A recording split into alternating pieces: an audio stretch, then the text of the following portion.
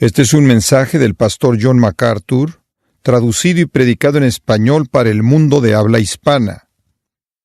Vamos a hablar del tema del divorcio porque es el tema de la enseñanza de nuestro Señor en Marcos capítulo 10. Marcos capítulo 10, vamos a estar viendo los 12 versículos con los que abre este capítulo y va a ser en dos partes, una esta mañana y otra el próximo domingo. Entonces voy a tener que decirles eso para que no se pregunten por qué no he cubierto todos los puntos que se relacionan con este tema. No voy a poder hacer eso sino hasta el próximo domingo y terminaremos este texto el próximo domingo por la mañana y después el próximo domingo por la noche voy a añadir un mensaje especial acerca del asunto del divorcio de 1 Corintios capítulo 7. Eso les va a dar el panorama completo de lo que las Escrituras enseñan acerca del divorcio. También en la Grace Today hemos colocado un anuncio del libro El Dilema del Divorcio, el cual es una guía útil para ayudarle a lo largo de las Escrituras para que entienda estos asuntos. Estamos en Marcos capítulo 10, la verdad acerca del divorcio. Ahora, si usted hace la pregunta, ¿cómo es que Dios ve el divorcio? Hay una respuesta corta. La respuesta corta es dada por Dios mismo en Malaquías, la última profecía, al final de su Antiguo Testamento, capítulo 2, versículo 16, en donde Dios dice, aborrezco u odio el divorcio. Odio el divorcio. Esa es la actitud de Dios hacia una institución en la sociedad humana ampliamente aceptada, extremadamente popular y honrada por el tiempo. Dios aborrece el divorcio. ¿Qué llevó a Dios a decir eso mediante el profeta Malaquías al final del Antiguo Testamento? Bueno, la respuesta a eso es simplemente un poco de historia.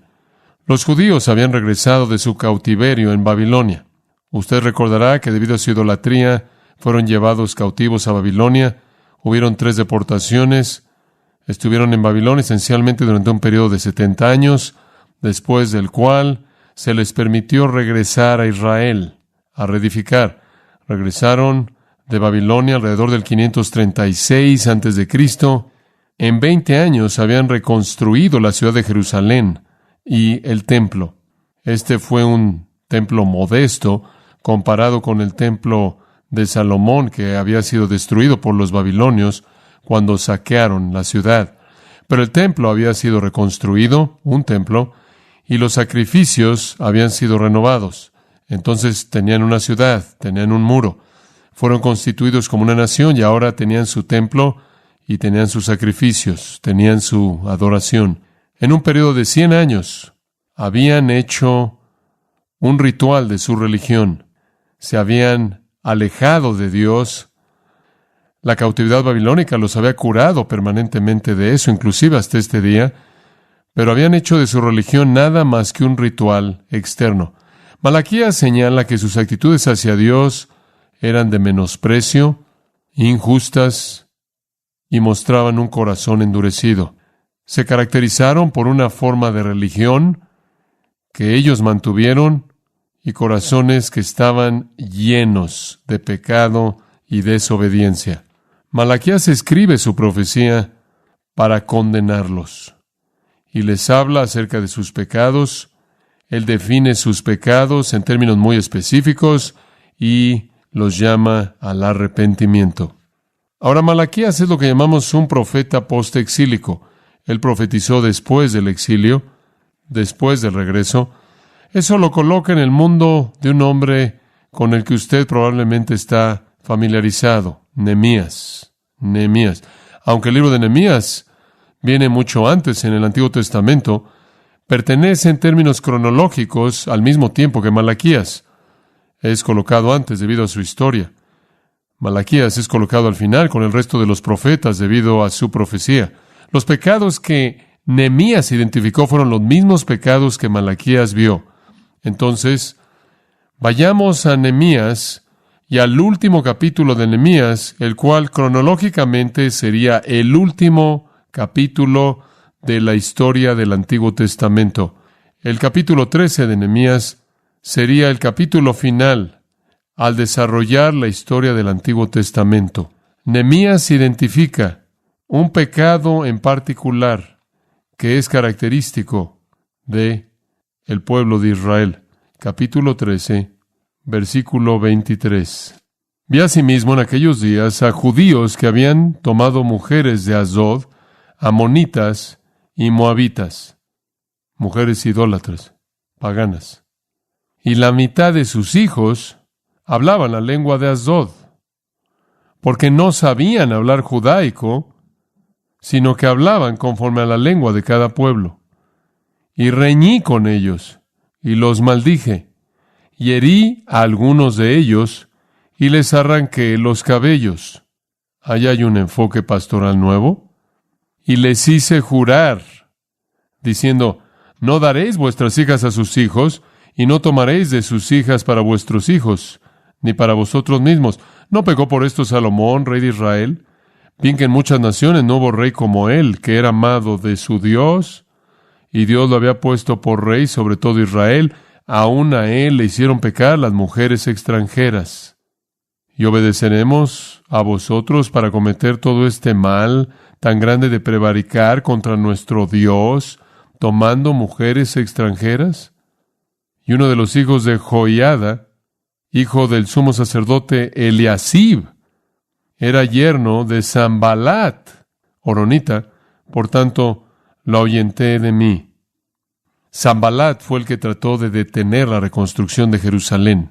Acuérdate de ellos, versículo 29, Dios mío, contra los que contaminan el sacerdocio y el pacto del sacerdocio y de los levitas.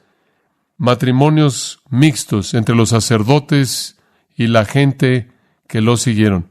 Lo que hace de esto tan malo es que se divorciaron de sus mujeres judías para casarse con estas mujeres gentiles. Se divorciaron de sus mujeres judías para casarse con estas mujeres gentiles, y esto entonces constituye la denuncia de Malaquías. Pase a Malaquías capítulo 2. Nehemías nos da la historia de esto y su reacción a ello. Y ahora recibimos directamente de Dios a través del profeta la perspectiva divina. Y necesito llevarlo a lo largo de este capítulo para que entienda la severidad de esta denuncia. El versículo 1 dice, ahora pues, oh sacerdotes, para vosotros es este mandamiento. Como Oseas dice, y será el pueblo como el sacerdote. Los sacerdotes estaban guiando en este divorcio de sus propias mujeres judías y se casaban con mujeres gentiles. Si no oyereis y si no decidís de corazón dar gloria a mi nombre, ha dicho Jehová de los ejércitos, este es Dios hablando a través de Malaquías el profeta, enviaré maldición sobre vosotros y maldeciré vuestras bendiciones, y aún las he maldecido, porque no os habéis decidido de corazón. He aquí yo os dañaré la sementera y os echaré al rostro el estiércol de vuestros animales sacrificados, y seréis arrojados juntamente con él. Y sabréis que yo os envié este mandamiento para que fuese mi pacto con Leví. Los sacerdotes descendieron de los lomos de Leví. Ha dicho Jehová de los ejércitos. Mi pacto con él fue de vida y de paz, las cuales cosas yo le di para que me temiera, y tuvo temor de mí, y delante de mi nombre estuvo humillado. La ley de verdad estuvo en su boca, e iniquidad no fue hallada en sus labios. En paz y en justicia anduvo conmigo, y a muchos hizo apartar de la iniquidad, porque los labios del sacerdote han de guardar la sabiduría, y de su boca el pueblo buscará la ley, porque mensajero es de Jehová de los ejércitos. Mas vosotros os habéis apartado del camino, habéis hecho tropezar a muchos en la ley, habéis corrompido el pacto de Leví, dice Jehová de los ejércitos. Por tanto, yo también os he hecho viles y bajos ante todo el pueblo, así como vosotros no habéis guardado mis caminos, y en la ley hacéis acepción de personas. ¿No tenemos todos un mismo Padre? ¿No nos ha creado un mismo Dios? ¿Por qué, pues, nos portamos deslealmente el uno contra el otro, profanando el pacto de nuestros padres?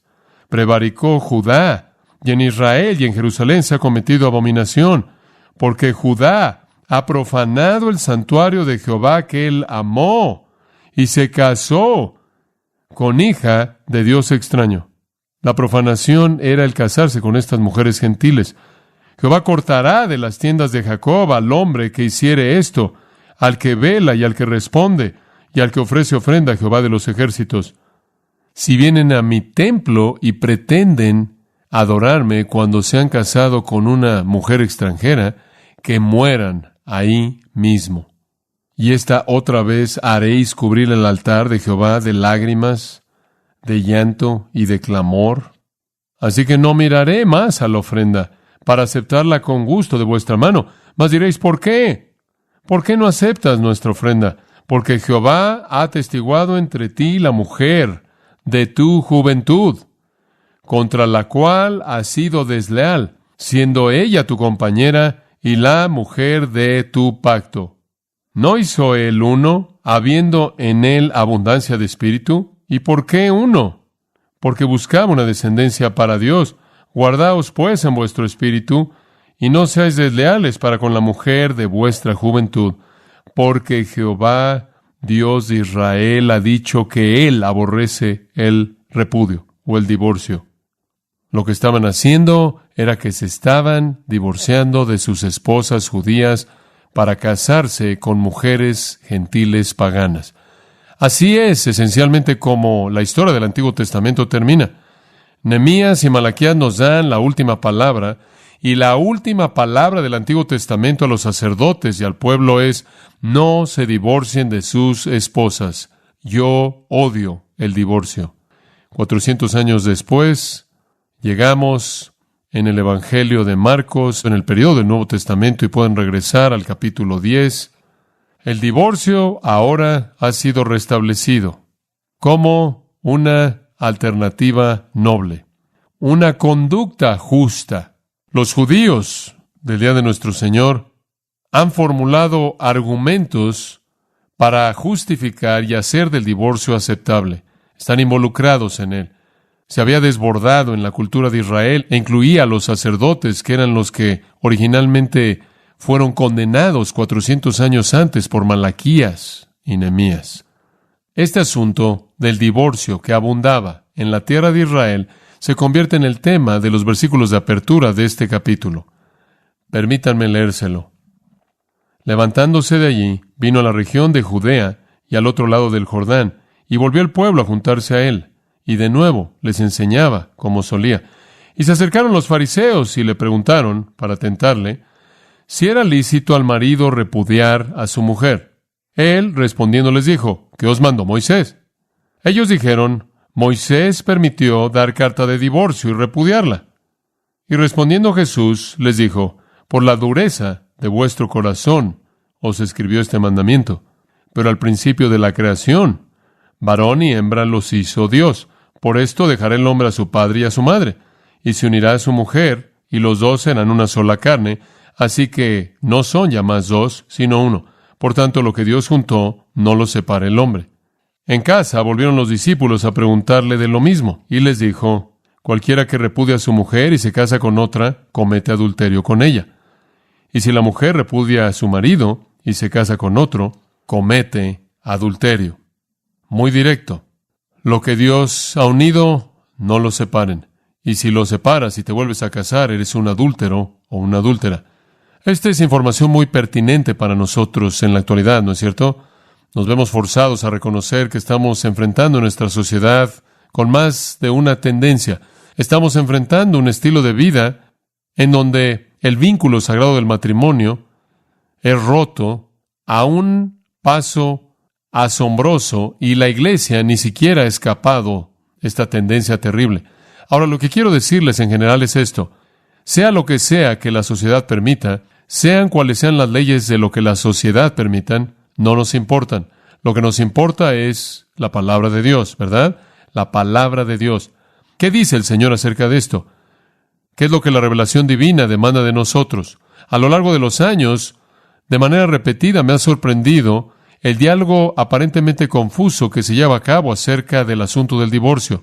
Hay muchas posturas que han sido presentadas y que han flotado, pero soy un hombre simple y siempre hago la pregunta, ¿qué habría pensado la gente que estuvo ahí en el tiempo en el que nuestro Señor dijo esto? Si me das algún tipo de perspectiva compleja, confusa del divorcio en base a información que no está en el pasaje, entonces voy a suponer que esa es la postura equivocada, porque lo que Jesús le dijo, se lo dijo a la gente, porque Él quiso que ellos entendieran lo que Él quiso decir. Entonces, si tan solo nos apegamos al texto, realmente no es tan difícil. Las Escrituras no son confusas. No obstante, hay mucha resistencia a este asunto del divorcio. Hay personas que quieren permitir el divorcio para cualquier cosa y todo asunto en la iglesia. Quieren inventar una fórmula para el divorcio, supuestamente extraída de la Biblia, que da mucha flexibilidad para que la gente se divorcie por muchas razones. Y por otro lado tienes a esas personas que son los estrictos, que temen el divorcio y quieren asegurarse de encerrar a todo mundo, ningún divorcio en ningún momento y ninguna segundas nupcias bajo ninguna circunstancia. Esa es una postura que ha sido propagada ampliamente.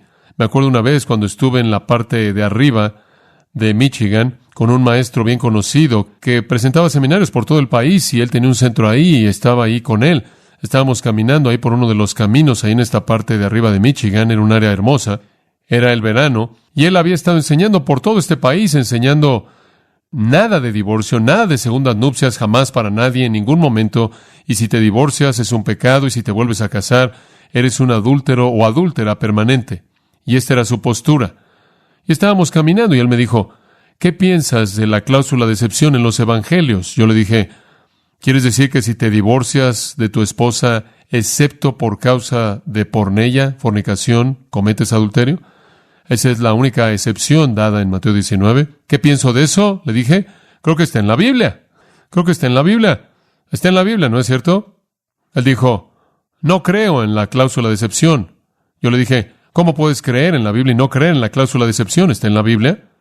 Y me dijo, te voy a decir por qué. ¿Ves esos gansos canadienses? Y yo vi, y había ahí una especie de corral, de área acorralada por una cerca grande, con una cerca que estaba asegurada por una cadena llena de gansos canadienses. Estos gansos canadienses estaban contenidos por esta cerca en esta propiedad que tenían ahí, simplemente era ahí vida salvaje. Y él dijo, les cortamos sus alas para que no puedan volar y cuidamos de ellos y contribuyen al ambiente del lugar. Él dijo, un día encontramos un agujero en la cerca y todos trataron de salirse y perdimos muchos de ellos. Esa es la razón por la que no creo en la cláusula de excepción, porque si hay un agujero, la gente lo va a tomar. Yo no lo podía creer en ese punto. Y yo dije, entonces, ¿qué es lo que la cláusula de excepción significa si no hay gansos? Por favor, ¿estás bromeando conmigo? ¿Qué tienen que ver los gansos con algo? Tú no puedes formular teología a partir de los gansos. Pero esa fue su justificación para una ley en donde no hay divorcio ni hay segundas nupcias.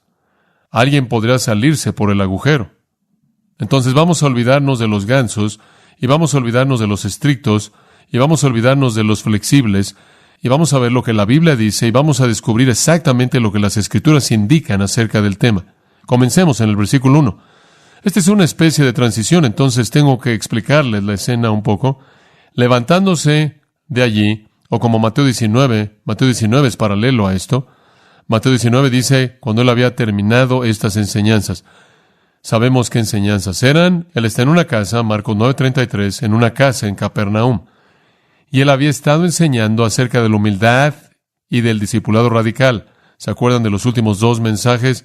Cuando él había terminado eso, sentado en su posición de enseñanza rabínica, se levantó y se fue de ahí, se fue de Capernaum y se fue de Galilea.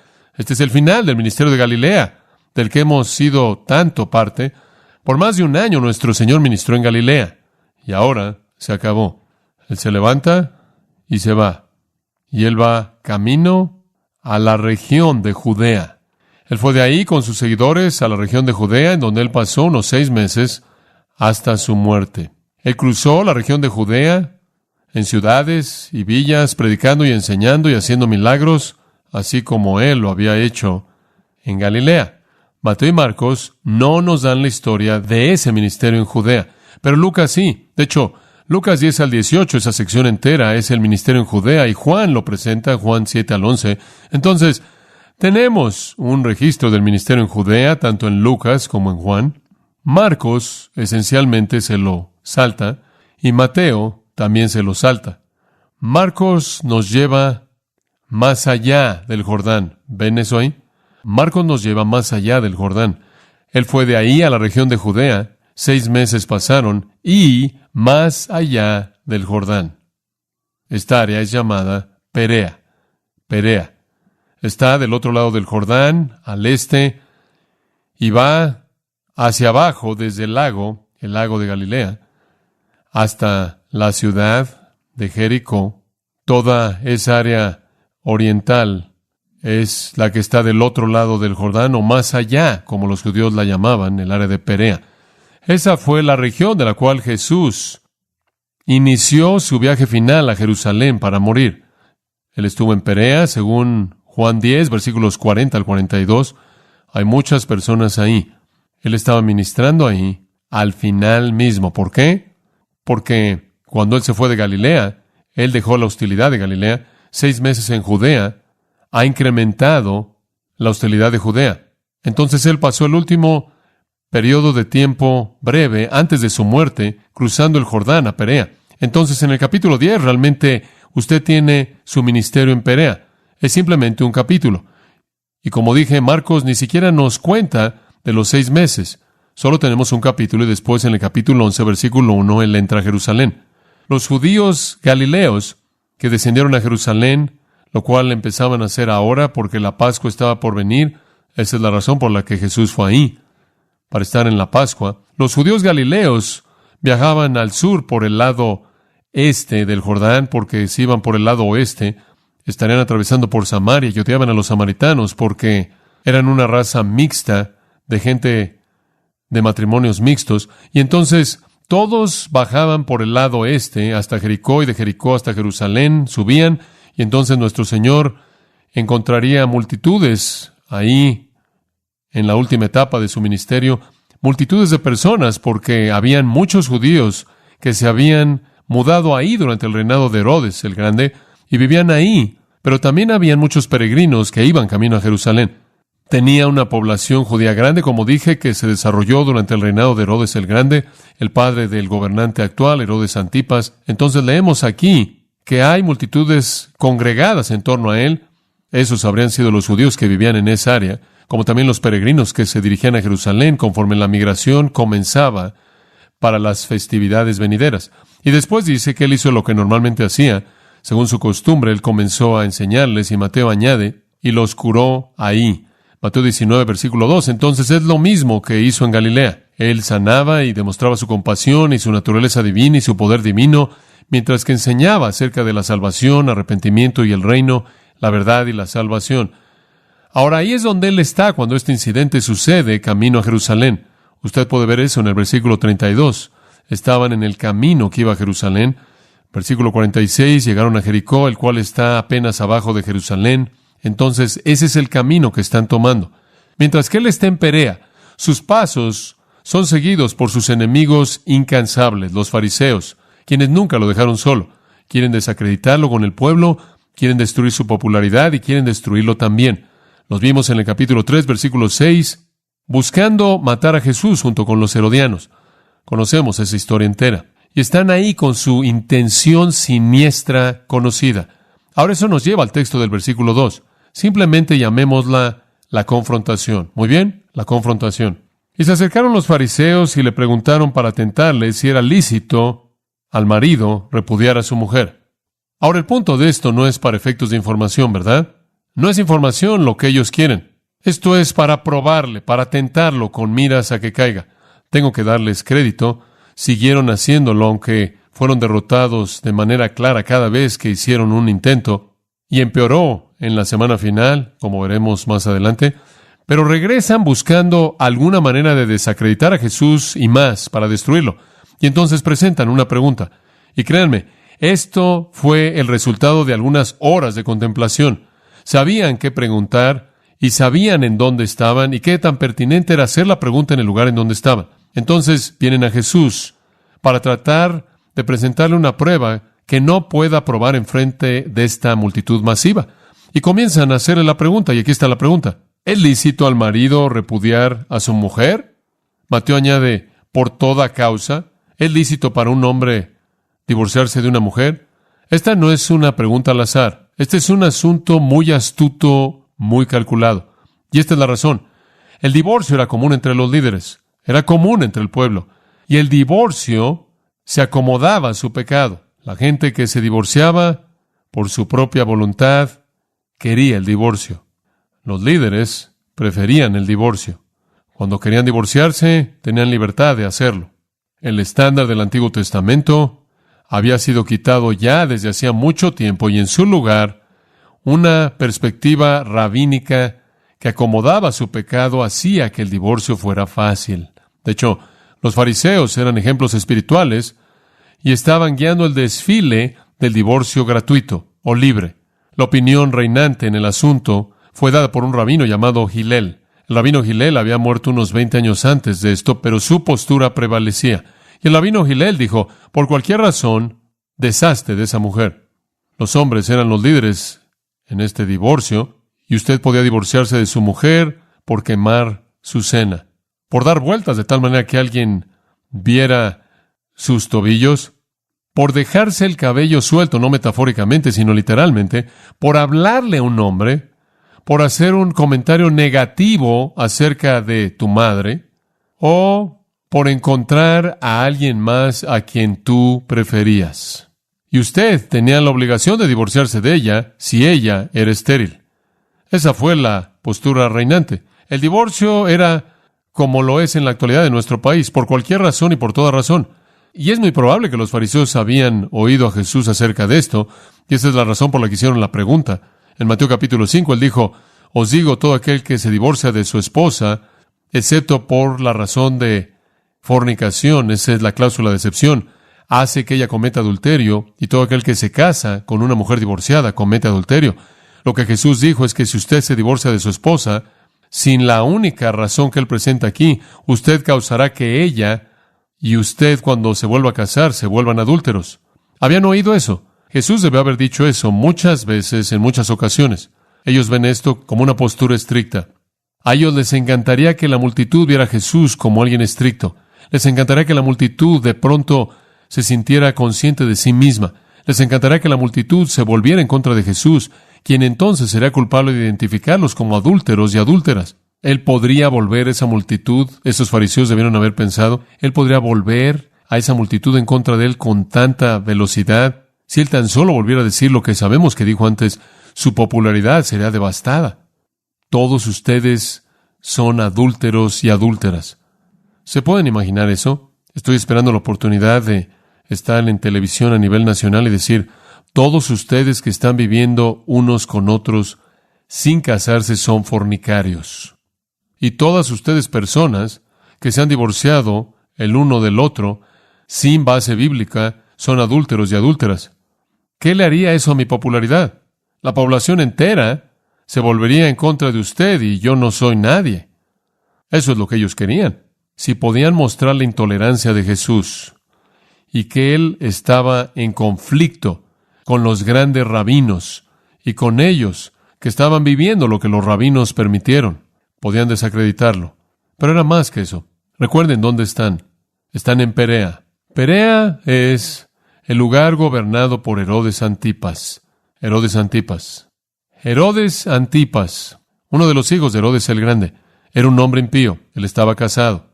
Pero él codició a la esposa de su hermano, quien también estaba relacionado con él, y él tomó a la esposa de su hermano, su propia pariente, y se casó con ella. Y eso llevó a un encuentro con Juan el Bautista. Marcos capítulo 6, versículo 17. Herodes mismo había enviado y había arrestado a Juan y lo había encarcelado, y debido a Herodías, la esposa de su hermano Felipe, porque él se había casado con ella, porque Juan le había estado diciendo a Herodes, no te es lícito tener la esposa de tu hermano. No nada más puedes divorciarte de tu esposa, aunque eres un pagano.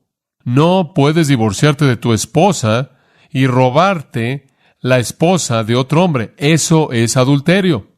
Bueno, a Herodías no le gustó eso. Ella estaba amargada contra él y quería matarlo. No podía encontrar una manera de hacerlo. Bueno, eventualmente ustedes saben lo que pasó. Su hija bailó y el rey hizo una promesa necia y la cabeza de Juan fue servida en un plato. Cuando Juan confrontó el divorcio en la vida de Herodes Antipas y Herodías, le costó su vida. Esta es una manera de pensar inteligente porque están en el territorio de Herodes Antipas en este momento. Quizás no hubieran estado lejos de su fortaleza en Macario, la prisión en donde Juan el Bautista había sido encarcelado y en donde había sido decapitado.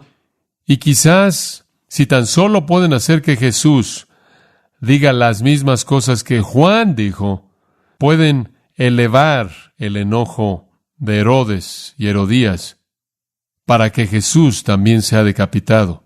La postura del divorcio de Juan el Bautista le costó su cabeza, y cuando oyeron la postura de Jesús, eso también podría costarle su cabeza. Este es un ataque muy siniestro. Desacreditarlo, inclusive destruirlo. ¿Cómo es que él va a responder? Como siempre, perfectamente. Lo llamaré la aclaración. Él trae claridad al asunto inmediatamente. Versículo 3. Él respondiendo les dijo, ¿qué os mandó Moisés? Con esa afirmación, él descartó la tradición, él descartó a todo rabino que jamás había traído alguna opinión del tema, toda opinión humana, toda institución social popular, y regresó ¿a qué? A las Escrituras. ¿Qué dijo Moisés? Moisés, quien escribió el Pentateuco. Él no evitó su pregunta. Él atravesó sus costumbres, atravesó su conducta social, atravesó sus rabinos, atravesó sus tradiciones a la palabra del Dios eterno mismo. ¿Qué dijo Dios? ¿Y qué dijo Dios? Ellos dijeron, Moisés permitió dar carta de divorcio y repudiarla. Y respondiendo Jesús, les dijo, por la dureza de vuestro corazón os escribió este mandamiento. Pero al principio de la creación, varón y hembra los hizo Dios. Por esto dejará el hombre a su padre y a su madre, y se unirá a su mujer, y los dos serán una sola carne, así que no son ya más dos, sino uno. Por tanto, lo que Dios juntó, no lo separa el hombre. Esto es simplemente una repetición exactamente de lo que dice en Génesis. Y hay 4 razones por las que Dios odia el divorcio. 4 razones por las que Dios odia el divorcio. Vamos a pasar al versículo 6. La próxima vez retrocederemos y hablaremos del asunto del divorcio. Pero 4 razones por las que no es lícito divorciarse. Número 1, versículo 6. Y Mateo añade, ¿no habéis leído? ¿No pueden leer las Escrituras? ¿Ustedes expertos de la ley mosaica? Esta es una denuncia sarcástica. ¿No habéis leído, dice él, como se registra en Mateo, desde el principio de la creación, Génesis 1:27, Dios hizo un hombre y una mujer? ¿Se les olvidó Génesis 1:27? ¿Se les olvidó Adán y Eva? Y el texto es enfático, un varón, una hembra, con el propósito del matrimonio. Ahora, lo que es importante de eso es que no hay provisión para la poligamia. No están Adán y Eva y Sally y Alicia. Y no hay provisión para el divorcio, porque no hay unas cuantas mujeres solteras que están ahí como alternativas u opciones. En el orden de la creación hubo un hombre y una mujer. No hay refacciones adicionales. No hay personas adicionales. Fueron creados el uno para el otro y para nadie más. Su unión estaba completa, su unión fue única y son un patrón para que todos lo sigamos. Todo matrimonio, de la misma manera, no es una unión menos indisoluble entre un hombre y una mujer. Y no hubieron provisiones para ninguna otra persona. El argumento es claro en el caso de Adán y Eva. El divorcio no solo es inadmisible, no solo está mal, es imposible cuando no hay nadie más con quien casarse. La segunda razón, primero, es por lo que el matrimonio es, un hombre y una mujer. En segundo lugar, es debido a la fortaleza de la unión. Versículo 7. Por esto dejará el hombre a su padre y a su madre. Y Mateo añade, y se unirá a su mujer. Esto es Génesis 2:24. Esta es la perspectiva del matrimonio ordenada por Dios. Es una unión fuerte, independiente. Dejas a padre y a madre. Rompes la prioridad del vínculo familiar anterior. Y en el lenguaje de Mateo 19:5, el cual es tomado de Génesis 2:24, te unes, te aferras a tu esposa. La idea de esa palabra es pegamento, te pegas. Literalmente están pegados. No es una relación a distancia, no es una prueba que veo si me gusta. Están pegados.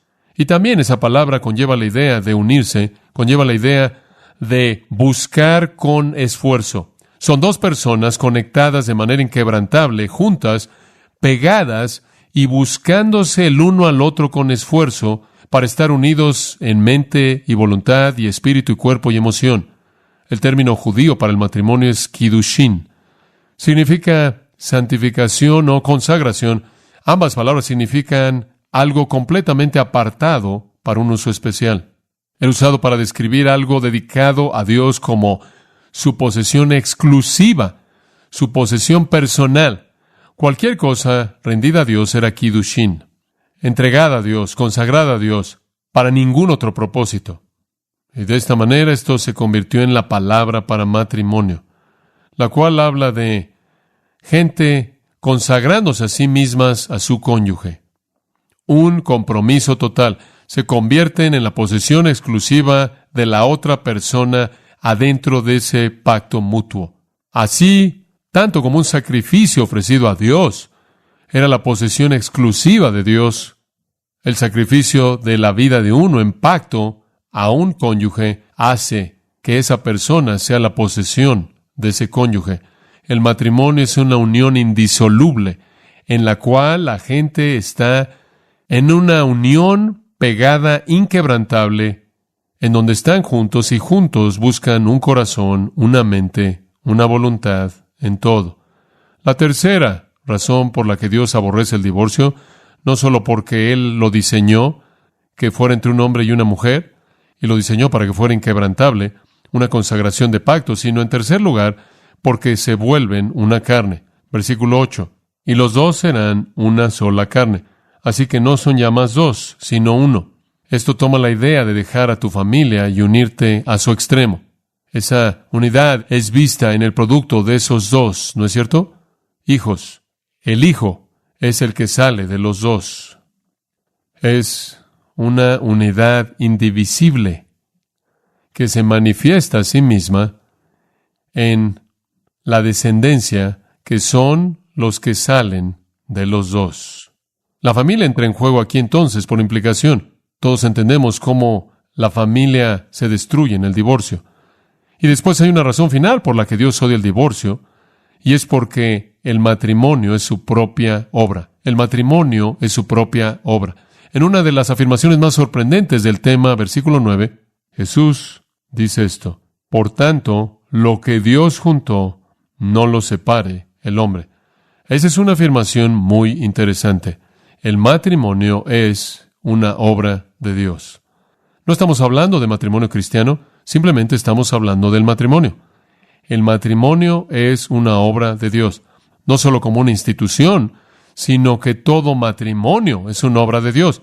Toda unión de dos personas es una obra de Dios, porque dentro del propósito del plan soberano de Dios, la vida que sale de esa unión ha sido preordenada para fines divinos. Hablamos de gracia común. No solo estamos hablando de una especie de multitud de opciones para disfrutar de la gracia común. Todo matrimonio es un acto de Dios mediante el cual Él concede a un hombre y una mujer la gracia común del matrimonio y los hijos. Es un acto de Dios. Él coloca a dos personas juntas, y a partir de esas dos sale la descendencia, quienes han sido preordenados para cumplir con sus fines. Todo esto es el matrimonio, todo matrimonio. El nacimiento de todo hijo es un acto de Dios. Entonces, usted ciertamente no debe separar lo que Dios ha unido. Permítame decírselo de manera simple. No rompa su matrimonio, y tampoco rompa el matrimonio de alguien más. De lo contrario, usted está rompiendo una institución de Dios. No, una unión específica de Dios, todo matrimonio. ¿Fue Dios quien hizo la unión posible? ¿Fue Dios quien dio el mandamiento, fructificad y multiplicaos, llenad la tierra? ¿Fue Dios quien dijo, no es bueno que el hombre esté solo, le haré ayuda idónea para él? ¿Fue Dios quien trajo a Eva a Adán? ¿Fue Dios quien diseñó el matrimonio para que fuera un estado honorable? La Biblia lo llama la gracia de la vida. Todo matrimonio es Dios colocando un hombre y una mujer juntos. No funciona el vivir juntos, vivir en fornicación, pero en donde hay una unión de pacto, Dios está involucrado. Ahora, ¿quién quiere deshacer una obra de Dios? Este es testimonio fuerte de la unión permanente del matrimonio. Odio el divorcio. Ahora, aunque Jesús se detiene en este punto, al explicar la postura del Antiguo Testamento del matrimonio, quiero confirmar, profundizando en lo que él dijo, al llevarlos a dos escrituras del Antiguo Testamento. Es tan sagrado el matrimonio en el Antiguo Testamento que cualquier violación demandaba la muerte. Muerte. Muerte. Éxodo 20, 14. No cometerás adulterio, ¿verdad? Séptimo mandamiento, no cometerás adulterio. No cometas adulterio. ¿Cuál es la pena si lo haces? Levítico 20, versículo 10.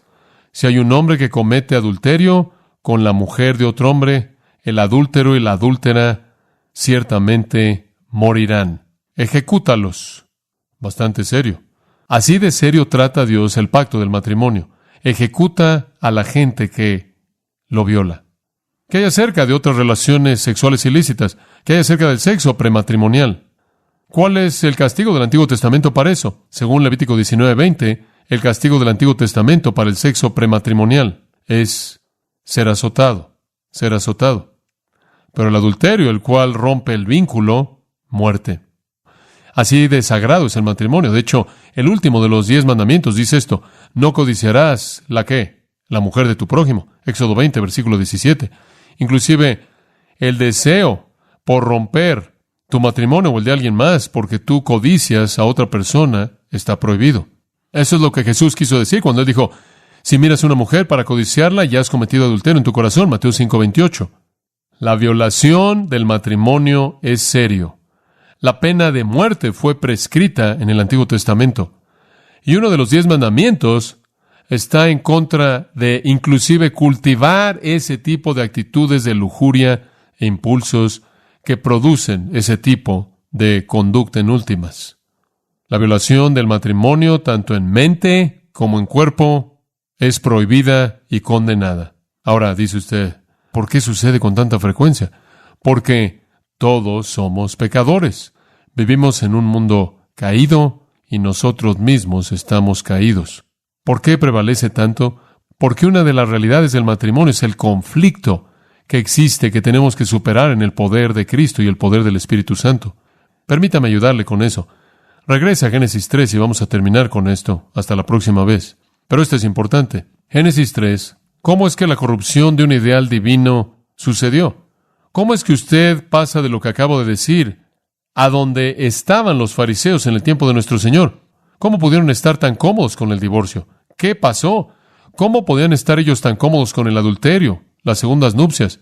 Hay una realidad trágica que se manifiesta en las relaciones humanas, en el matrimonio, y eso sale de la caída. Y Génesis 3 nos dan el registro claro del pecado de Adán y Eva, y cayeron y se hundieron en impiedad y corrupción. Y después Dios pronuncia maldiciones en la mujer en el versículo 16 y en el hombre en los versículos 17 al 19. El hombre es maldecido en su trabajo y la mujer es maldecida en su esfera, hijos y con su marido. Con su marido, en primer lugar, versículo 16, al final del versículo, tu deseo será para tu marido y él se enseñoreará de ti. Con sus hijos, multiplicaré en gran manera los dolores en tus preñeces. Con dolor darás a luz los hijos. Dolores en el parto, dolor en el parto, parte de la maldición. Inclusive creo que la lucha extendida con los hijos que puede romper el corazón de una madre. Pero veamos el versículo 16. Este aspecto de la maldición se relaciona con el marido y la mujer. Tu deseo a la mujer, él dice, tu deseo será para tu marido y él se enseñoreará de ti. ¿Se oye eso como una maldición a nivel superficial?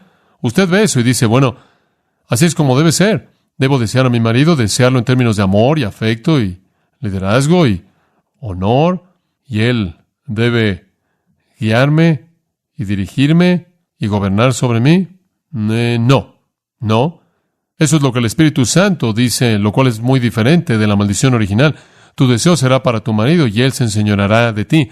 Esa es una maldición. No está hablando de la atracción romántica normal hacia tu marido. No está hablando de algún tipo de atracción de alma psicológica que una mujer tiene hacia su marido. No está hablando del sentido normal del marido de responsabilidad, de proteger y proveer y cuidar de su esposa. Esto es una maldición. Comencemos con él se enseñoreará de ti. La palabra hebrea es masal. La Septuaginta o el equivalente griego sería katistemi. lo cual significa ser instalado en una responsabilidad, ser instalado en una posición, elevar a una posición oficial. Aquí está la maldición, aquí está la maldición. Tu marido ahora es instalado como gobernante sobre ti para someterte. ¡Wow! Antes estaban juntos como un equipo. Él fue primero y tú saliste de su costado para que fuera su ayuda, pero ustedes debían fructificar y multiplicarse. Ustedes debían cuidar del huerto.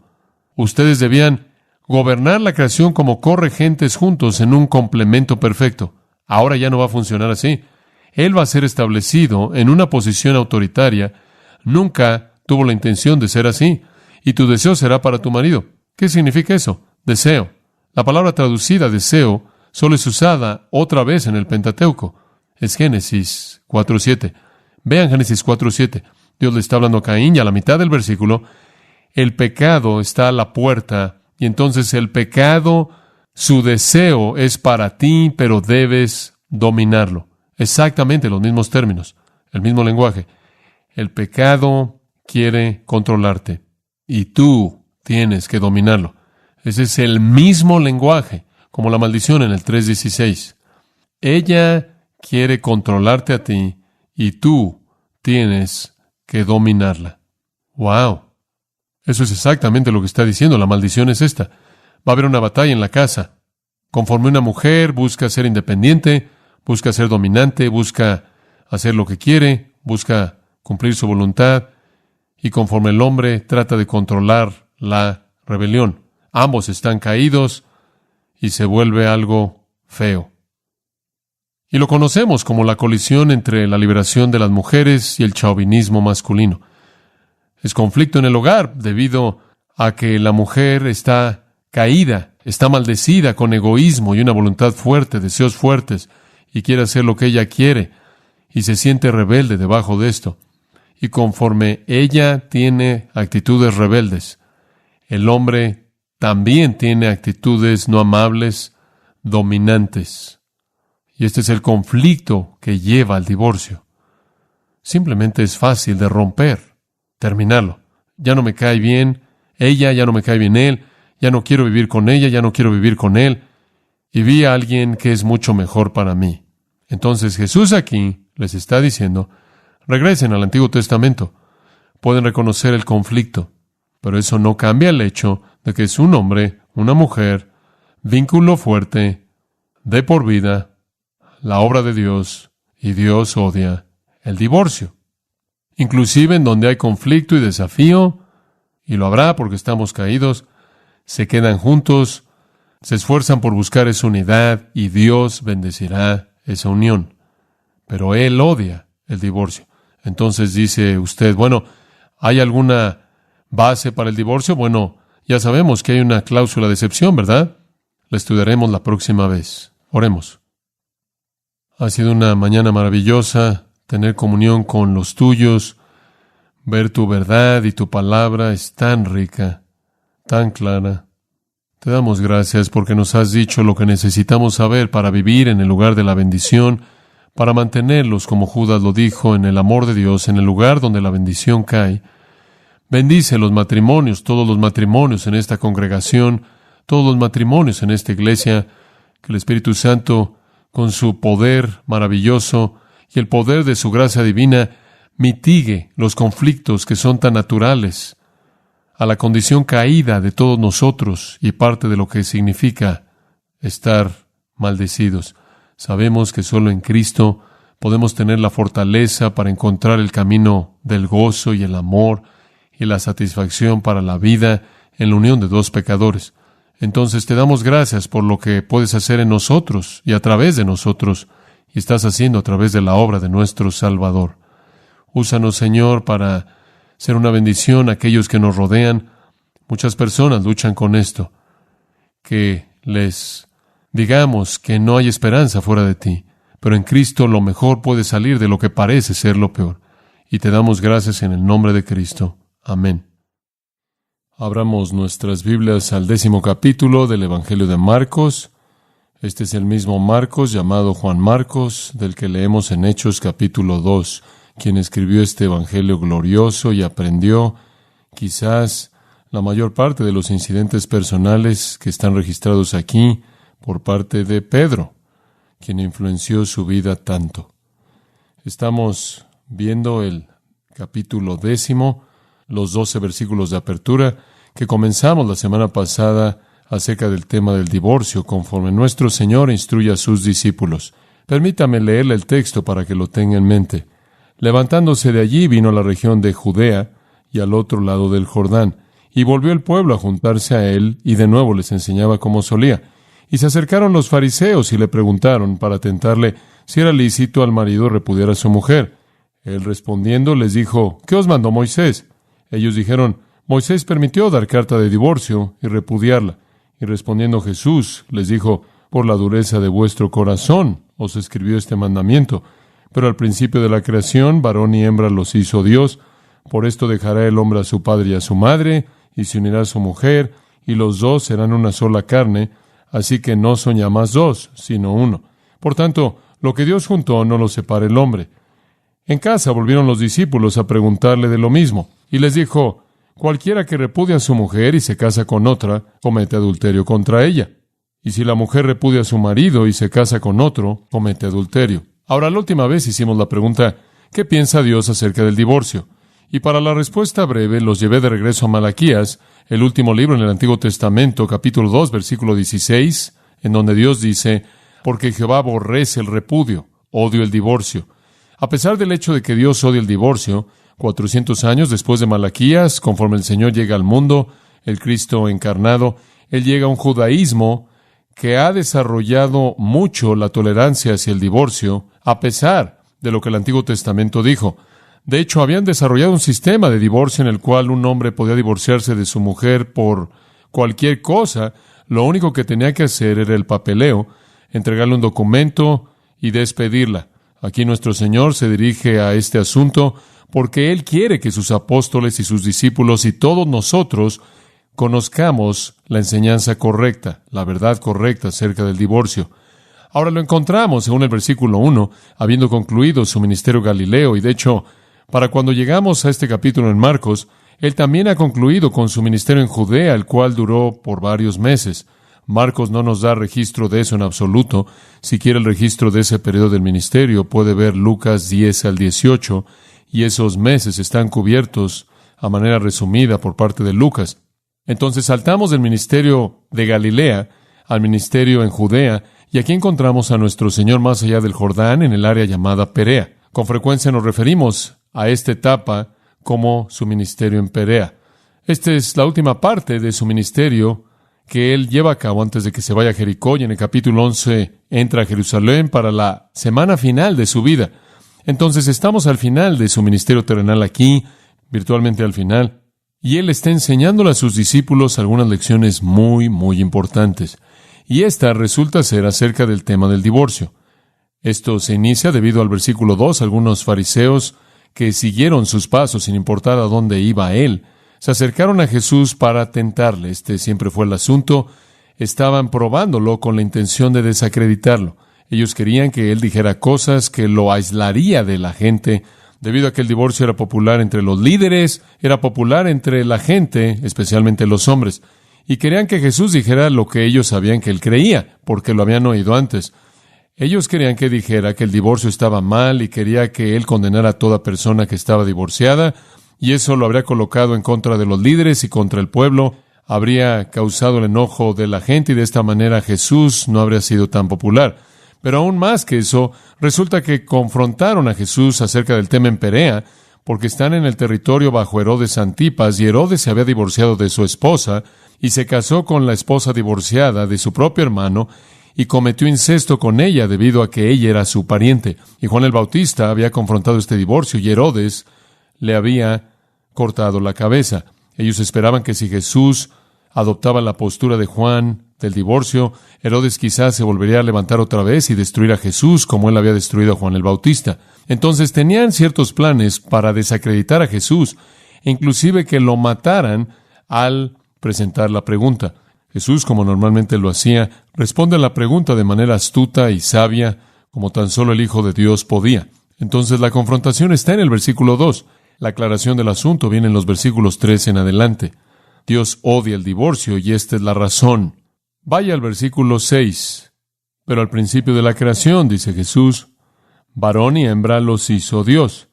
Cuando Dios creó, Él hizo un hombre y una mujer, no una mujer adicional en caso de que a Él no le gustara la primera, no un hombre adicional en caso de que a ella no le gustara el primero.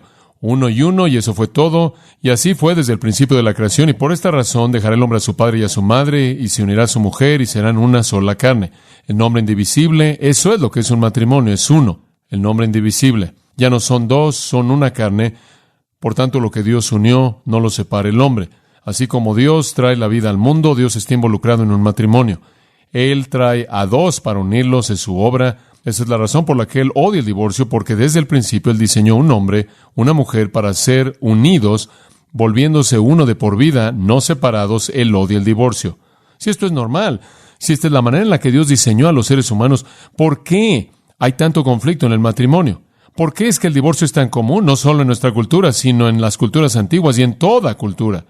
Bueno, la respuesta a eso viene de Génesis 3:16, lo vimos la última vez. Cuando el pecado entró al mundo, cuando Eva pecó y Adán la siguió en pecar, la raza fue maldecida, Adán fue maldecido, él fue maldecido a trabajar por el sudor de su frente y ganarse su pan. Y la mujer fue maldecida, y ella fue maldecida, Génesis 3:16 dice, al tener que sufrir dolor, al crear hijos, y después esto, tu deseo será para tu marido y él se enseñoreará sobre ti. Esa maldición se manifiesta en conflicto en el matrimonio. Y el lenguaje, como vimos la última vez, significa que en lugar de que ella, de manera dispuesta, amable, se someta a él, y él, de manera tierna y compasiva, la guíe a ella tiene un deseo de dominarlo a él, y él tiene una reacción abrumadora de controlarla a ella de manera excesiva. Ese es el conflicto entre la liberación de las mujeres y el chauvinismo masculino. Todo eso es una parte de la maldición. Eso trae problemas a un matrimonio. Una mujer pecaminosa con una voluntad fuerte quiere hacer lo que quiere, y un hombre igualmente pecaminoso con una voluntad fuerte quiere dominarla a ella. El conflicto viene debido a la maldición de la corrupción como un resultado de la caída. Esto hace que el divorcio sea un problema, porque en últimas, el conflicto puede llegar al nivel en donde la gente ya no puede tolerar el vivir juntos, y eso lleva a la separación y al divorcio. Sin embargo, conforme usted llega al final del Antiguo Testamento, el libro de Malaquías, lo más lejos que usted puede estar de Génesis, dice, Dios odia el divorcio, Dios aborrece el repudio. Y además en Malaquías 2:13 al 16, dice que el que se divorcia mancha su ropa con inmundicia. Es una prenda de ropa salpicada de pecado en aquel que se divorcia. Dios odia el divorcio. Nunca ha sido diferente de este diseño, porque Dios diseñó que el matrimonio entre un hombre y una mujer fuera de por vida. Y entonces vimos la aclaración, y la aclaración, realmente la respuesta que Jesús usa es que Él regresa a Génesis. En lugar de meterse con la gente al dar alguna opinión aislada de las Escrituras, Él simplemente regresa al comienzo. Desde el comienzo de la creación, todo el mundo conocía Génesis 1, todo el mundo conocía Génesis 2, todo el mundo sabía exactamente lo que decía. Entonces, Él se aferra a la postura de autoridad bíblica. Él se aferra a las Escrituras, ese es el cimiento. Pero Él también dice, en el versículo 3, y Él inicia la discusión en este proceso de aclaración. Él les respondió y les dijo, ¿qué os mandó Moisés? Esta es una pregunta muy importante que Él presenta porque Él sabe que Moisés habló del divorcio.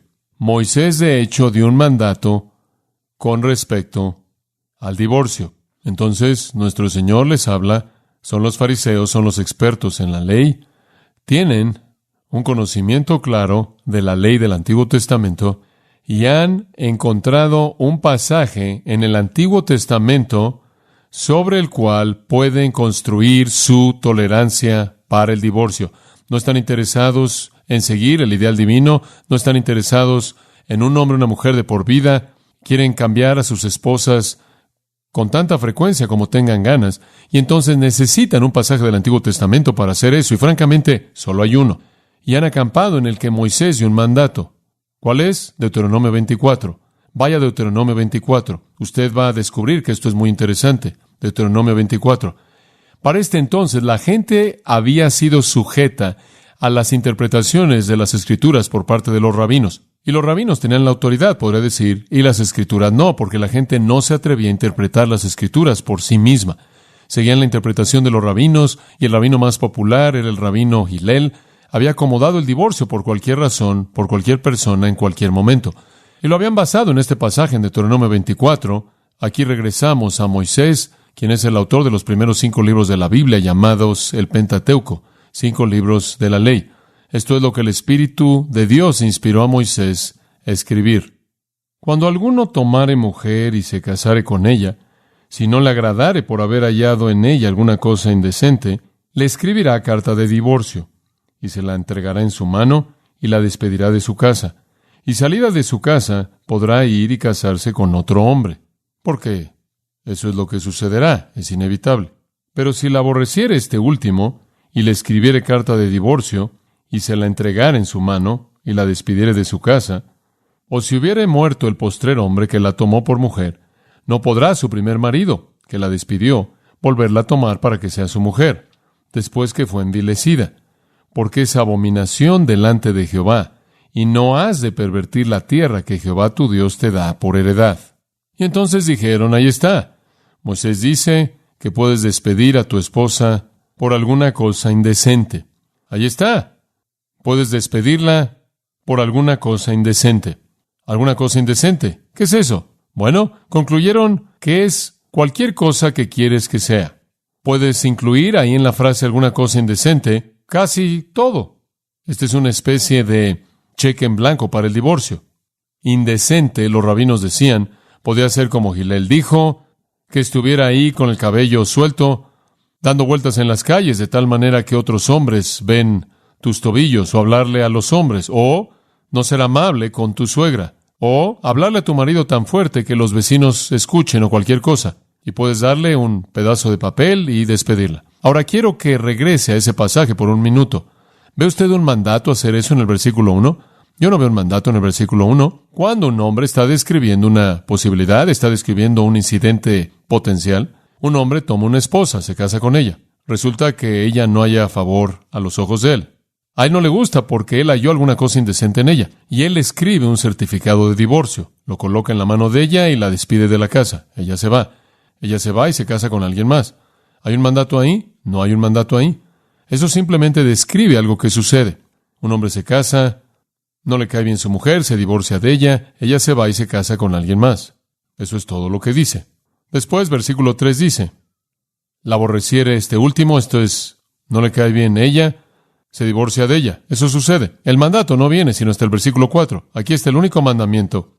No podrá su primer marido que la despidió volverla a tomar para que sea su mujer. Entonces el punto, el mandato es este: si te divorcias de tu esposa y ella se casa con alguien más, nunca puedes volverla a tomar. Este es un principio muy bueno. Esta es una prevención muy buena para que los hombres no digan, creo que me gustaría intentar con otra esposa durante unos meses y si no me gusta, voy a volverme a casar contigo. No puedes hacer eso. Una vez que te divorcias de tu esposa, ella se casa con alguien más, no puedes regresar con ella. Pero cuando le dices a Dios, la suposición es que van a casarse porque necesitan ser cuidadas y alguien necesita proveer de ella, no puedes tomarla de regreso. Entonces más vale que pienses durante mucho tiempo en despedirte de la mujer de tu juventud, en despedirte del amor original de tu vida, en despedirte de la madre de tus hijos, en despedirte de la familia. Más vale que pienses mucho acerca de eso, porque una vez que ella se conecte con otra persona, nunca puedes volverla a tener. Ese es el único mandamiento aquí. No hay un mandato para divorciarse, es un mandato a no volverse a casar con una mujer de la que te has divorciado, quien entonces se ha casado con alguien más. No da ninguna plataforma para el divorcio en absoluto. Dices, ¿qué hay acerca del adulterio? El adulterio tenía en la ley de Moisés la pena de muerte. Entonces no era un asunto de divorcio por adulterio, era un asunto de muerte por adulterio. Entonces Moisés no está dando ninguna base para el divorcio. Bueno, la pregunta entonces es, ¿qué es esto de alguna cosa indecente que era la base por la que la gente estaba despidiendo a sus esposas? ¿Qué es esto indecente? ¿Qué justificación tuvieron para extraer de esto todas estas cosas tontas? Permítame decirle lo que la palabra significa. Cuando usted ve un texto de las Escrituras y ve una palabra indecente, esa es una palabra, lo consulta en un léxico, un diccionario y ve lo que la palabra significa. Eso va a ayudar un poco, pero significa la desnudez de una cosa. La desnudez de una cosa. No significa que estas mujeres estaban desnudas en ese sentido. Usted sabe, las mujeres judías eran muy recatadas.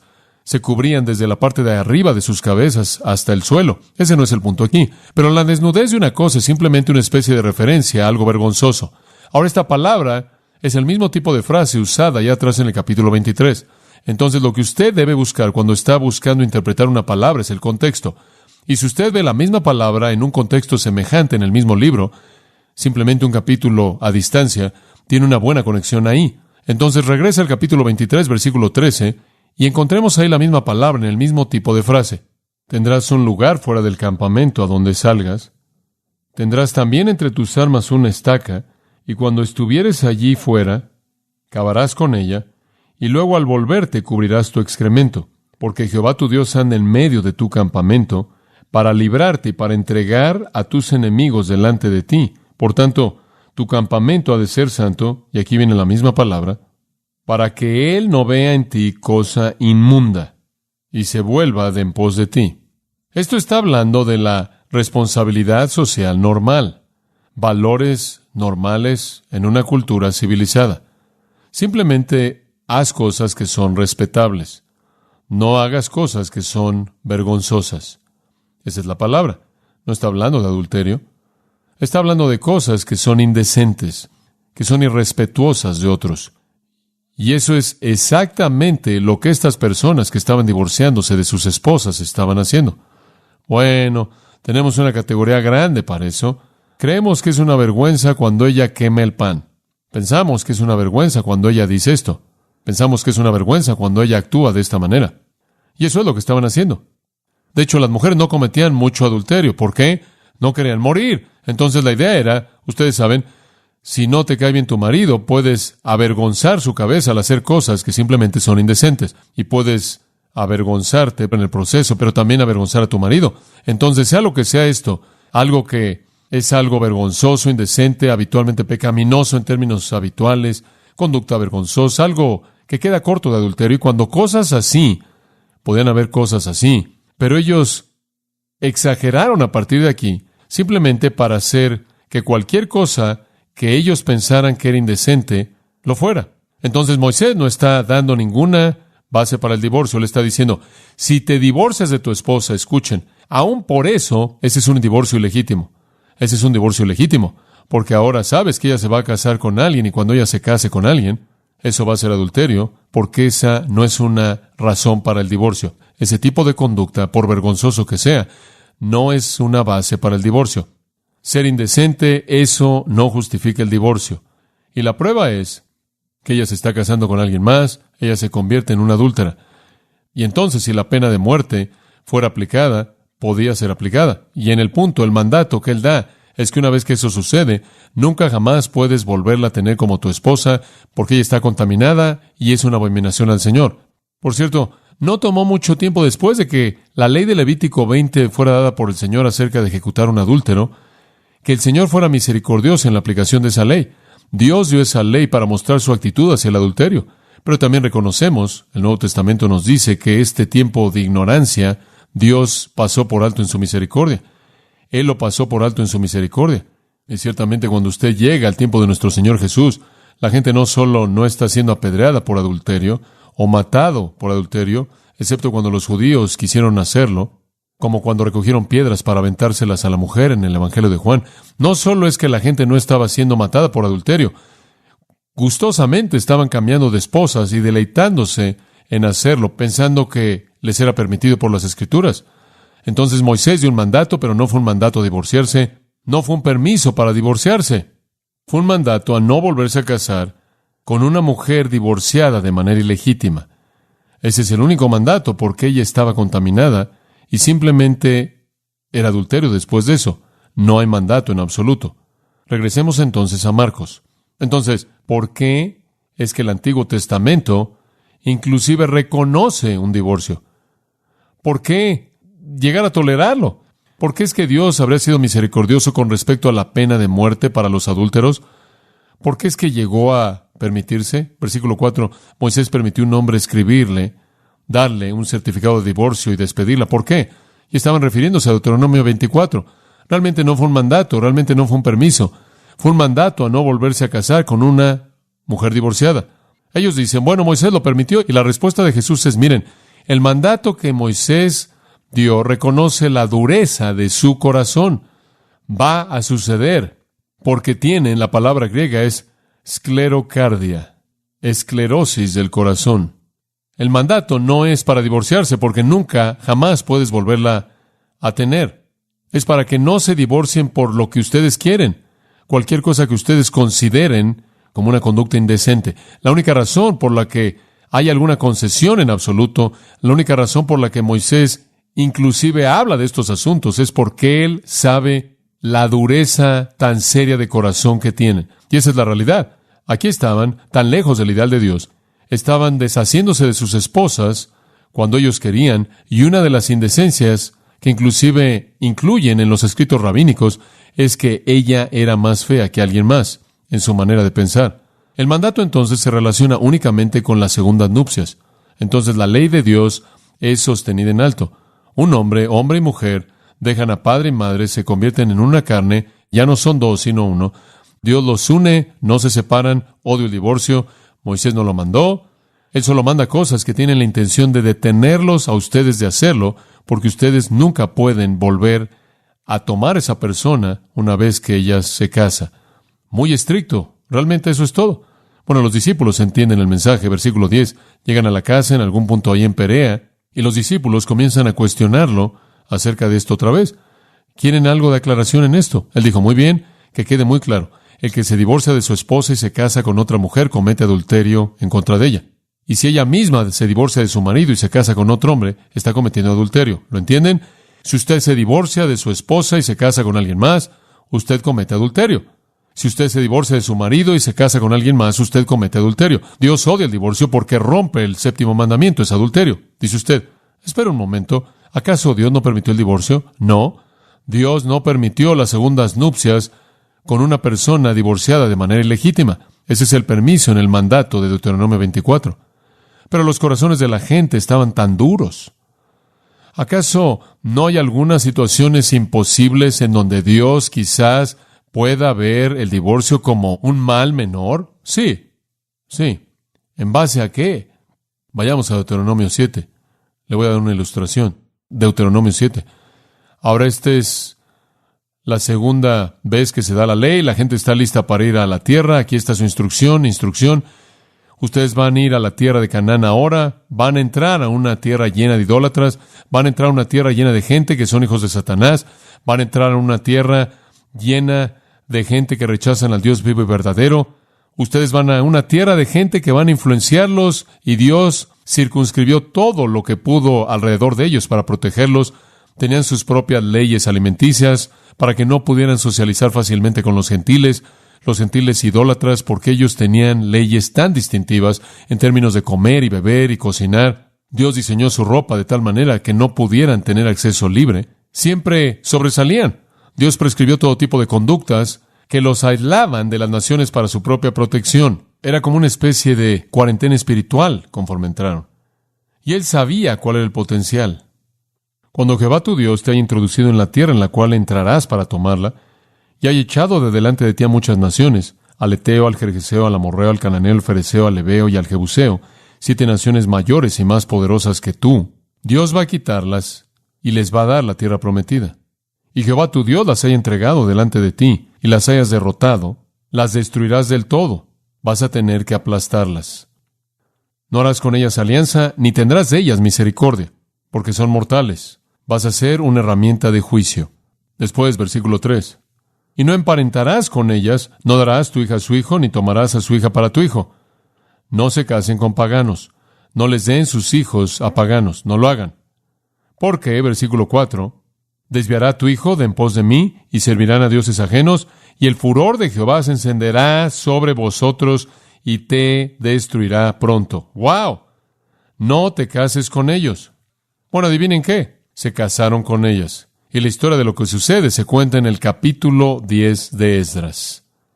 Esdras capítulo 10, versículo 1. Mientras oraba Esdras y hacía confesión, llorando y postrándose delante de la casa de Dios, Esdras 10. Se juntó a él una muy grande multitud de Israel, hombres, mujeres y niños, y lloraba el pueblo amargamente. Todos están llorando. ¿Por qué están llorando? Entonces respondió Secanías, hijo de Jehiel, de los hijos de Elam, y dijo a Esdras: nosotros hemos pecado contra nuestro Dios, pues tomamos mujeres extranjeras de los pueblos de la tierra. Hicimos exactamente lo que se nos dijo que no hiciéramos. Después, versículo 3. Ahora pues, hagamos pacto con nuestro Dios, que despediremos a todas las mujeres y los nacidos de ellas, según el consejo de mi Señor y de los que temen el mandamiento de nuestro Dios, y hágase conforme a la ley. Levántate, porque esta es tu obligación, y nosotros estaremos contigo. Esfuérzate y pon mano a la obra. ¿Pueden imaginarse eso? Divorcios masivos, divorcios en masa, porque el divorcio, escuche, es un mal menor. Dios odia el divorcio, pero Él odia la idolatría más. Es un mal menor. Entonces se levantó Esdras y juramentó a los príncipes de los sacerdotes y de los levitas y a todo Israel. Los líderes, todo el mundo vino. Versículo 17. Y terminaron el juicio de todos aquellos que habían tomado mujeres extranjeras. Versículo 18. De los hijos de los sacerdotes que habían tomado mujeres extranjeras. Y después, ¿ven lo que eso hace? Va y enlista a toda la gente que hizo eso. Coloca su nombre ahí, para que todo mundo lo sepa para siempre.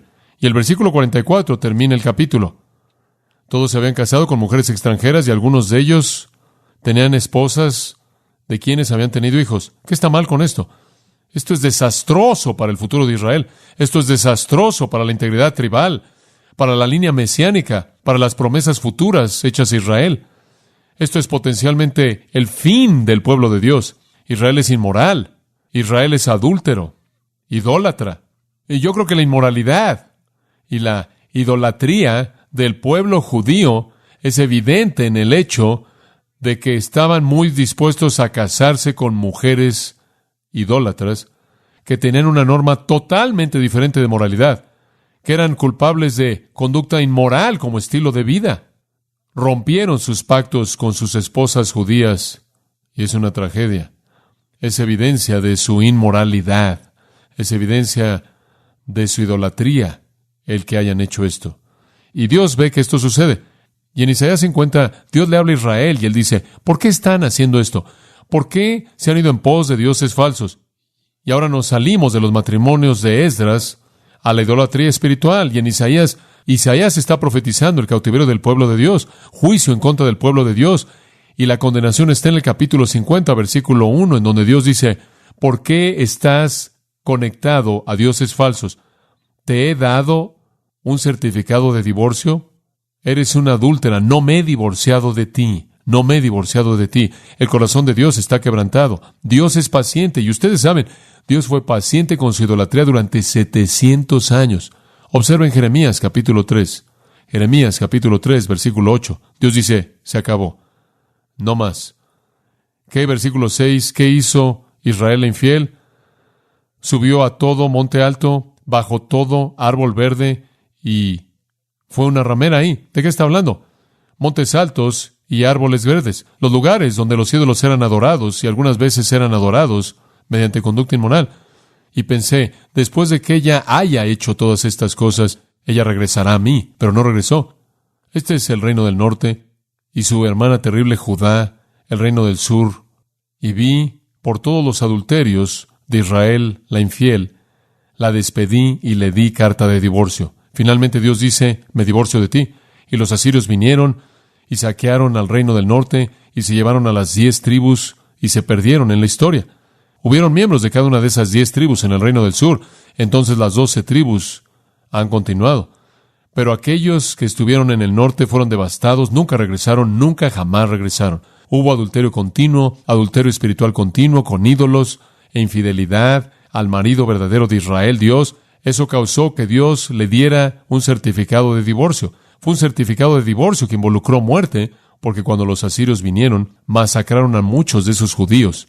Israel, adúltera inmoral, impenitente, quebrantó el pacto, adulterio espiritual incesante con otros dioses falsos durante cientos de años, y Dios, como el marido de Israel, finalmente dice: eso es suficiente. Ya he soportado suficiente.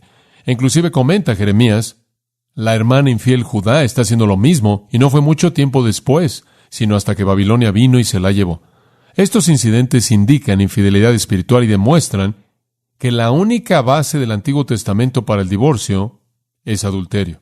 E inclusive Dios se divorció de su esposa por adulterio. El punto entonces sería que en donde la ley de la pena capital para el adulterio ya no es aplicada por la misericordia de Dios, el divorcio es una opción. Esto se vuelve muy personal en Mateo 1, en donde José, ese joven piadoso, descubre que su María desposada, esa joven piadosa, está embarazada. Él no lo entiende. Versículo 19, su marido José, siendo un hombre justo y no queriendo desacreditarla, él pudo haberla desacreditado públicamente, pero él fue un hombre justo, lo cual significa que él hizo lo que estaba bien. Y entonces él planeó despedirlo, divorciarse de ella en secreto. Un hombre justo podía divorciarse de una esposa adúltera, fornicaria. Eso fue algo correcto. Divorcio, Dios lo odia. ¿Llega a haber alguna tolerancia para el divorcio? El adulterio es el modelo en el Antiguo Testamento y el único. Cualquier cosa corta de eso, cualquier cosa indecente no es suficiente. No es suficiente. El adulterio es lo único que rompe el vínculo. Bueno, vea Marcos 10. Cuando usted lee esos últimos 2 versículos, Marcos no dice nada acerca del adulterio. Él simplemente dice, si se divorcian de su esposa y se casan con alguien más, cometen adulterio. Y si ustedes se divorcian de su marido y se casan con alguien más, cometen adulterio. ¿Qué hay acerca de la excepción? Bueno, hablemos de la excepción. Ya sabemos que en el Antiguo Testamento hay un patrón para adulterio si la pena de muerte no es aplicada.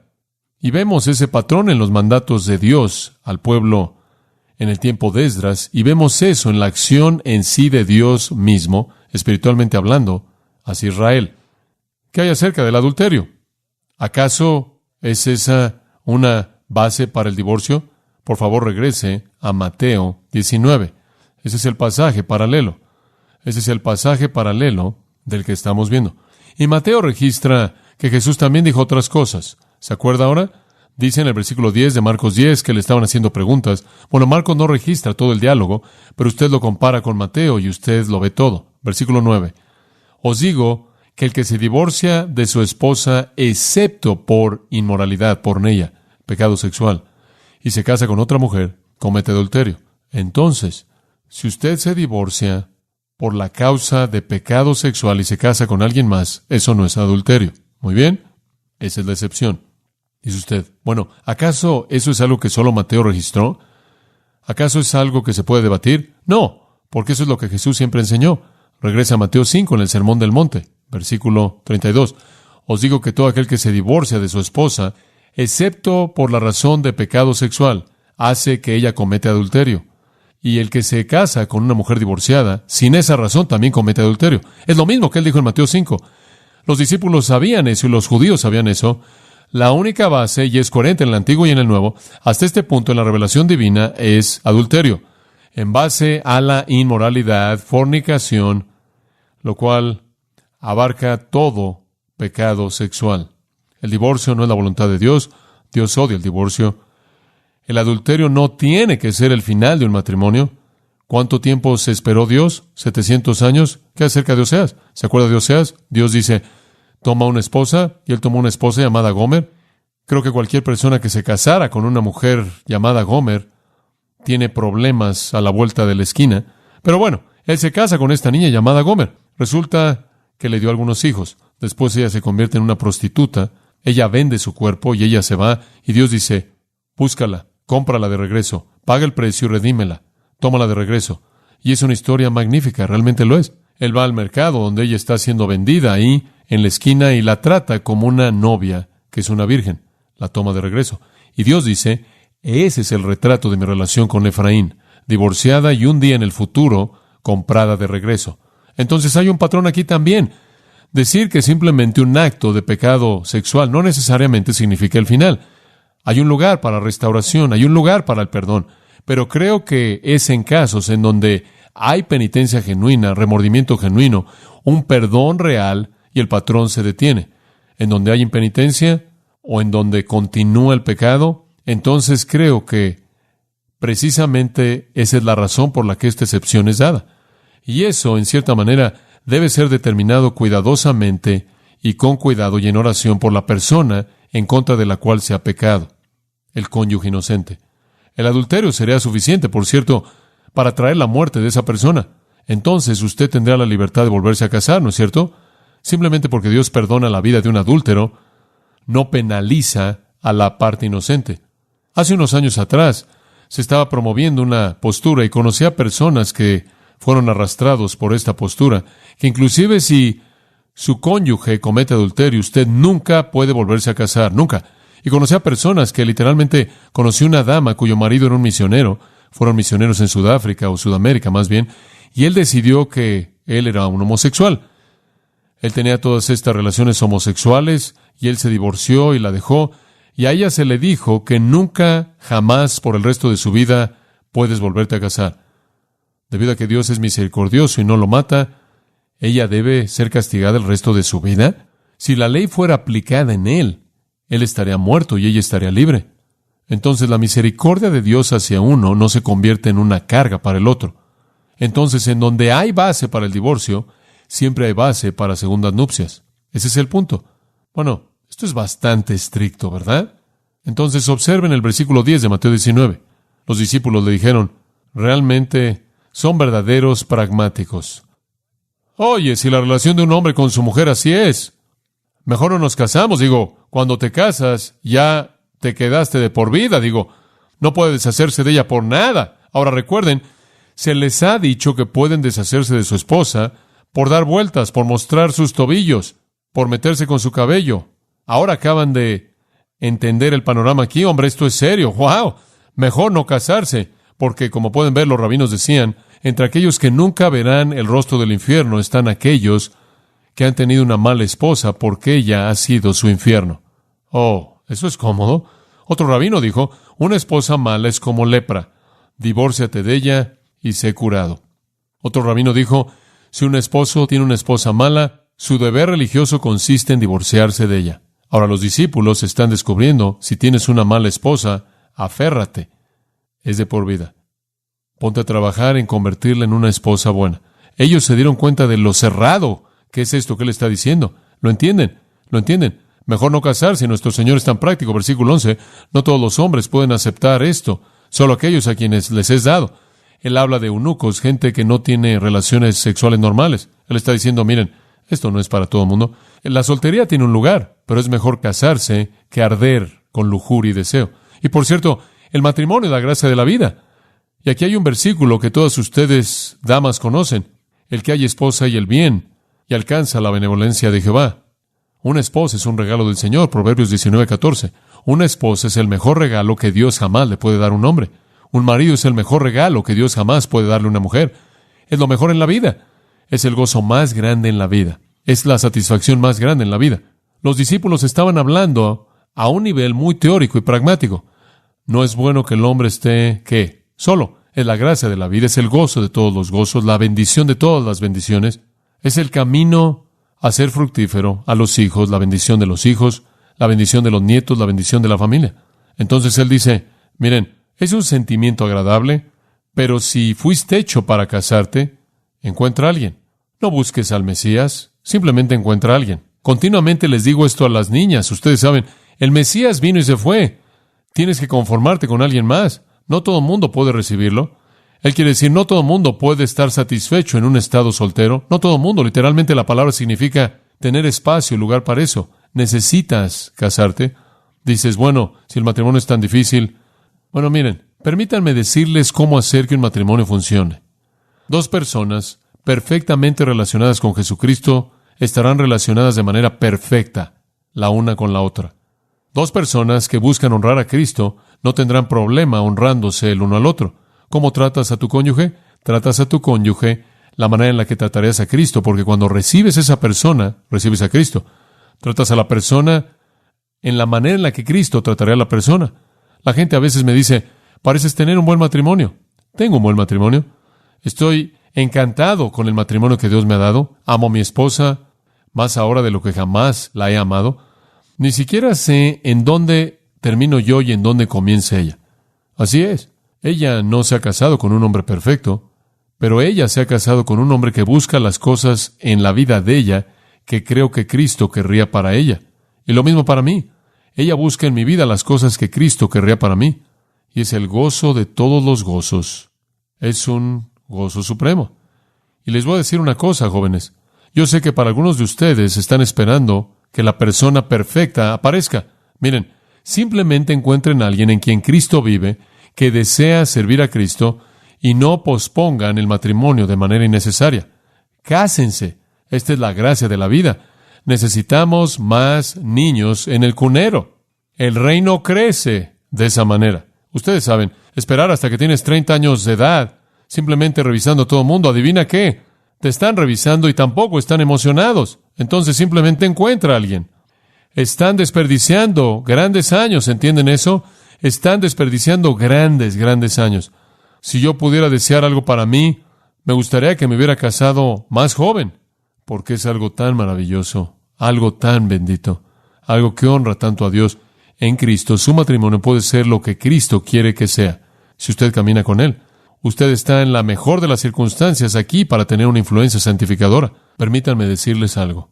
No es bueno ser soltero. Es bueno tener una influencia santificadora en tu vida, a tu lado, las 24 horas del día. Y debes buscar a un creyente fuerte. Simplemente encuentra uno y deja que esa persona sea una influencia espiritual en ti. Padre, gracias por este tiempo, esta mañana, en tu palabra. Gracias por la claridad con la que habla de este asunto tan importante. Y simplemente oramos por las familias aquí, por los solteros aquí. Tenemos tantos solteros en esta iglesia.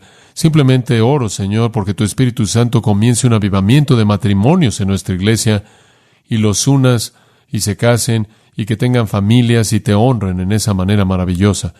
Que sean fructíferos y se multipliquen y llenen la tierra y transmiten la justicia de una generación a la siguiente.